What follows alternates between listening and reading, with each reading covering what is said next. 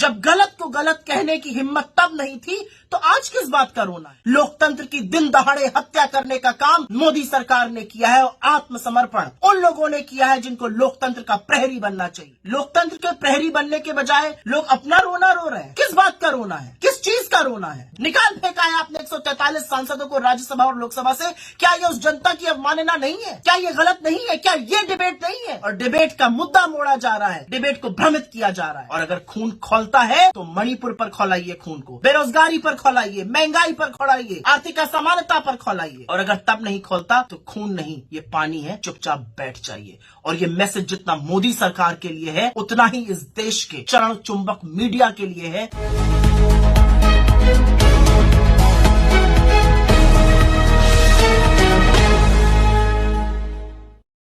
आजकल कुछ लोग आहत और आक्रोशित घूम रहे हैं, उनका खून खौल रहा है।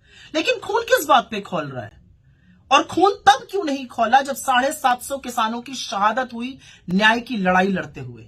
खून तब क्यों नहीं खौला जब 1.25 साल तक इस देश का अन्नदाता, इस देश का किसान खुले आसमान के नीचे गर्मी, जाड़ा, बरसात, ओले, आंधी, पानी, तूफान की परवाह किए बिना अपने हक की लड़ाई लड़ रहा था और यह सरकार दंभ और अहंकार में चूर थी। ये खून तब क्यों नहीं खौला जब किसानों को, अन्नदाताओं को भाजपाइयों ने मवाली, गुंडा, नक्सलवादी, उग्रवादी, आतंकवादी, पाकिस्तानी, खालिस्तानी, न जाने क्या क्या कहा। यह खून तब क्यों नहीं खौला जब इस देश के मंत्री के लड़के ने किसानों को अपनी गाड़ी के तले रौंद डाला और नरसंहार का मुख्य अभियुक्त है और उसका पिता आज भी इस देश का गृह राज्य मंत्री है, अजय मिश्र टेनी। यह खून तब क्यों नहीं खौला जब राहुल गांधी समेत तमाम विपक्षी सांसदों ने खड़े होकर शहीद किसानों के लिए 2 मिनट का मौन रखकर श्रद्धांजलि दी, लेकिन निर्लज्ज भाजपा के सांसद अपनी जगह पर बैठे रहे।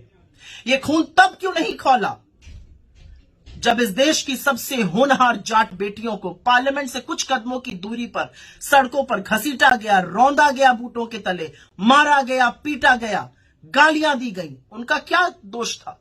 क्योंकि वो यौन शोषण के खिलाफ अपनी आवाज उठा रही थी। और यौन शोषण का मुख्य आरोपी जिसका चार्जशीट तक में नाम है, बृजभूषण सिंह, आपका सांसद है।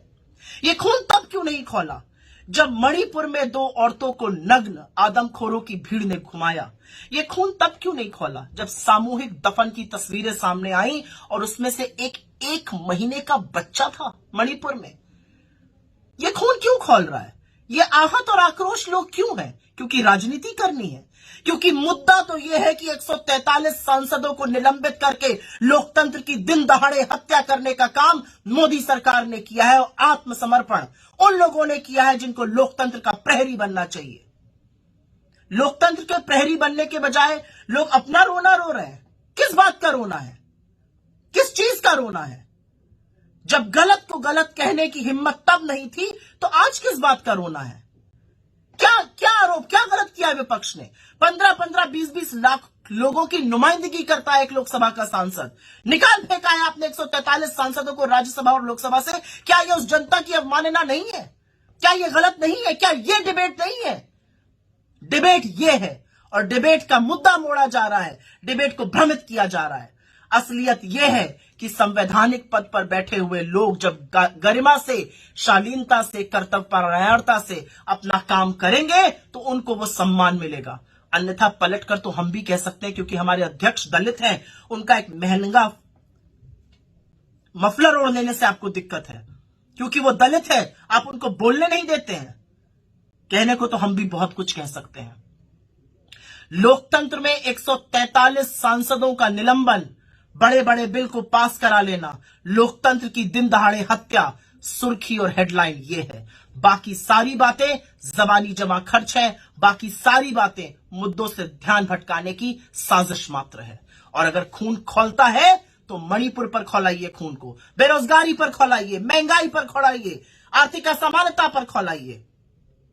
और अगर तब नहीं खोलता तो खून नहीं, ये पानी है, चुपचाप बैठ जाइए। और ये मैसेज जितना मोदी सरकार के लिए है उतना ही इस देश के चरण चुंबक मीडिया के लिए है, जो सवाल पूछना मानो भूल सा गया है।